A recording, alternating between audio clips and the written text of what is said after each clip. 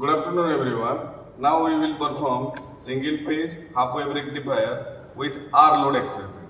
So this is the kit single phase SCR power module in which 4 thyristors are there, out of which we will use only one thyristor to perform the experiment of single phase half wave rectifier.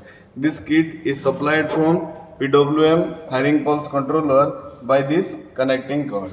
So this single phase full wave half wave rectifier kit is supplied from Variac, and in between we have connected a isolation transformer for protection purpose.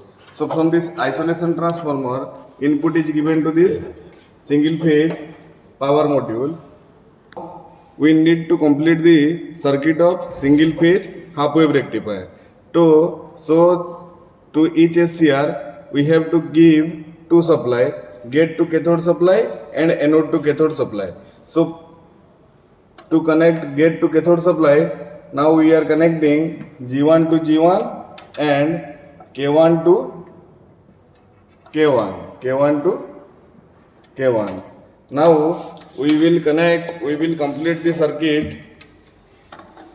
So can you connect the now let's complete the circuit.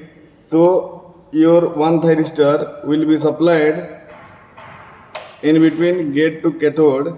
So G1 to G1 is connected and K1 to K1 is connected. So gate to cathode supply was given to get the trigger pulse. Now let's complete the circuit. Now cathode is connected to load, then load's another terminal is given to neutral of the supply. So now our circuit is completed. Now let's see the output voltage waveform by using CRO. So CRO2 probe is connected across the load. As you are able to see, this is the output voltage waveform of single phase half wave rectifier. Can you increase the firing angle now? As you are able to see, now your output voltage is decreasing. Now this is the waveform of single phase half wave rectifier with R load at firing angle 0 degree.